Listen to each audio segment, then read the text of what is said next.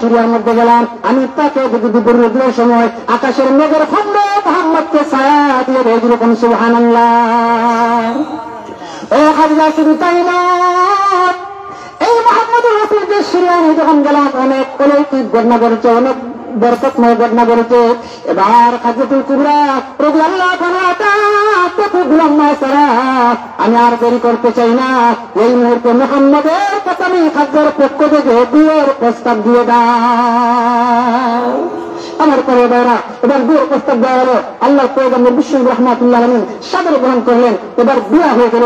আল্লাহর পয়গম্বর বিশ্বনবীকে খাদিজা যখন বিয়া করলেন, এবার বিয়া করার পর উনার সমস্ত মালগুলো দিছে, এবং নবীজি আপনি আমার মালগুলা ইসলামের জন্য ব্যয় করুন। আল্লাহর পয়গম্বর বিশ্বনবী খাদিজার মাল ইসলামের জন্য ব্যয় করে এবার মক্কায় দুই মুনতাফিরা সমালোচনা করে খাদিজার তো এতটি বিয়া করলো, একটা ফকিরে বিয়া করলো, খাদিজার কোনো মান সম্মান নাই, এরকম সমালোচনা করতে আছে। এবার খাদিজাতুল কুবরা রাদিয়াল্লাহু আনহা ডাক দেখো, ও মক্কার বিমানেরা, তোমরা আমার শান মুহাম্মদ তুমি সমালোচনা করো, তোমরা ওই জায়গায় একত্রিত হইবা, তোমাদের সাথে আমার বুঝা করা আছে, তোমাদের সাথে আমার পরামর্শ আছে। এবার তারা একত্রিত হয়ে যায়।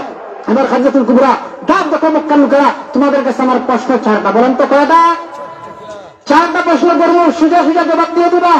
বলে কি প্রশ্ন করো? বলে তোমরা বলো তো আমার স্বামীর সৌন্দর্য কেমন?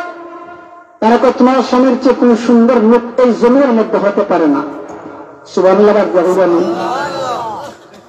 এবার খাদিজাতুল কুবরা ডাক দেখো, মক্কার লোকেরা, ও মক্কার বিমানেরা, তোমাদের কাছে আমার 2 নম্বর প্রশ্ন, তোমরা বলো তো আমার স্বামীর চরিত্র কেমন?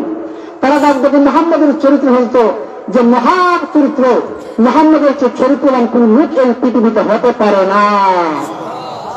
এবার খাদিজাতুল কুবরা ডাক দেখো, তাহলে তোমরা বলো আমার স্বামীর বংশটা কেমন? তারা ডাক দেখো, তোমার স্বামীর বংশ হলো কুরাইশ বংশ, আরবের মধ্যে তো এত দামি বংশ আর নাই। সুবহানাল্লাহ।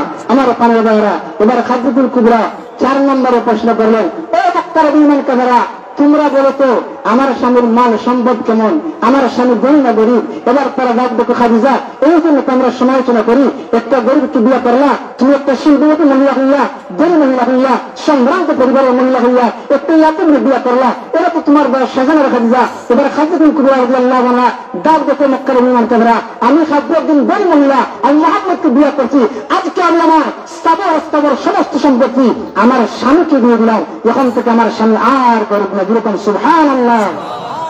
আমার পানের বেড়া সেই খাদিজাতুল কুবরা রাদিয়াল্লাহু আনহা উনার সমস্ত মাল দিয়ে দিচ্ছে, নবীজি আপনি আমার মালগুলা ইসলামের পথে ব্যয় করুন। সেই খাদিজাতুল কুবরা রাদিয়াল্লাহু আনহা, যেই খাদিজাতুল কুবরা রাদিয়াল্লাহু আনহা দুনিয়াতে থাকা অবস্থায় জান্নাতের সার্টিফিকেট পেয়েছেন, এমন খাদিজাতুল কুবরা রাদিয়াল্লাহু আনহা একদিন আল্লাহর পয়গম্বরের সামনে খানা নিয়ে যায়। এমন সময় আল্লাহ ডাক দেখো, ও জিবরাইল আমার বড় পছন্দ হয়েছে, আমার খাদিজা আমার নবীর জন্য খানা নিয়ে যায়, ও জিবরাইল যাও এই মুহূর্তে আমার খাদিজাকে আমি আল্লাহর পক্ষ থেকে সালাম দিয়ে দাও। যেরকম সুবহানাল্লাহ।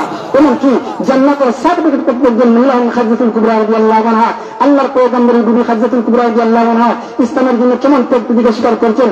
খাদিজাতুল কুবরা যখন মারা যাইবেন, এবার নবীজিকে ডাক দেখো, ইয়া রাসূলুল্লাহ, ইয়া হাবিবাল্লাহ, ও আল্লাহর পয়গম্বর আমি তো ইন্তেকাল করবো, ও নবী আমি তো আপনার তেমন খেদমত করতে পারি নাই, আপনার কাছে আমার 2টা আবদার, আপনি আমার আবদারগুলো রক্ষা করবেন। যেই মাত্র এই কথা বলেছেন, নবীজি কান্না শুরু করে দিয়েছেন। যেই মহিলা নবীজির এত খেদমত করলো, যে খেদমতের উপর আল্লাহ খুশি হয়ে গেছে, সমস্ত মাল ইসলামের জন্য ব্যয় করলো, সেই মহিলা বলে আপনি আমার 2টা আবদার রক্ষা করবেন। নবীজি কান্না শুরু করে দিয়েছে। আর ডাক দেখো, খাদিজা, ও খাদিজা তুমি আমার প্রিয়তমা স্ত্রী, বলে তোমার কি 2টা আবদার, আমি তোমার আবদার রক্ষা করবো। আমার পানের বাইরা, এবার খাদিজাতুল কুবরা রাদিয়াল্লাহু আনহা ডাক দেখো, ইয়া রাসূলুল্লাহ, ইয়া হাবিবাল্লাহ, ও আল্লাহর নবী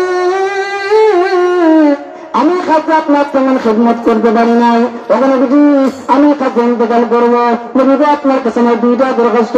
ও নবীজি প্রথম নম্বরের দরখাস্ত হলো, নবীজি আমি খাদিজা যখন ইন্তেকাল করবো আপনি একটা কাজ করবেন, আপনার পুরনো টুকরা কাপড় আমি খাদিজার কাপড়ের কাপড়ের সাথে দিয়ে দিবেন।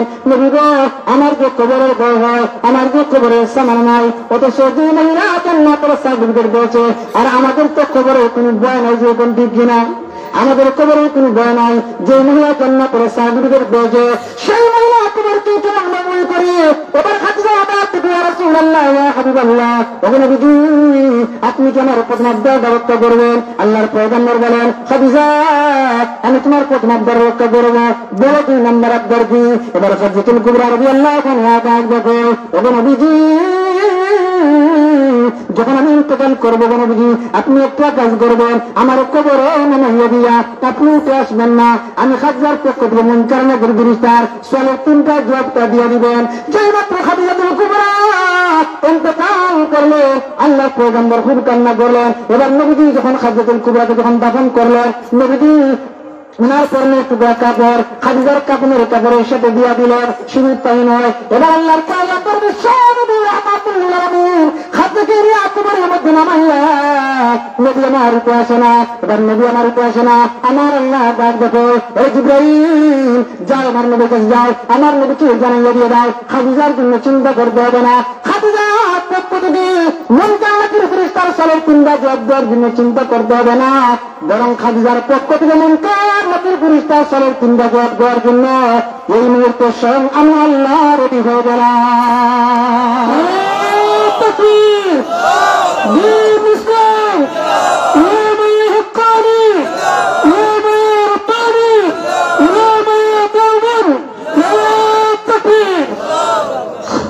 আমার পানের বারা আল্লাহর পয়গম্বর বিশ্বনবী রাহমাতুল্লিল আলামিন কেমন কষ্ট করেছেন।